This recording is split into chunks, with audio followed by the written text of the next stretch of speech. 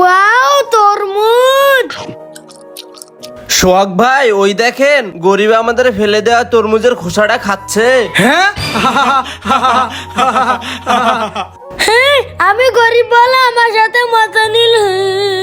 দাঁড়াও, আমি মাটিটা কুড়ে নেই। এবার তরমুজের খোসাটা মাটি নিচে দিয়ে দেই।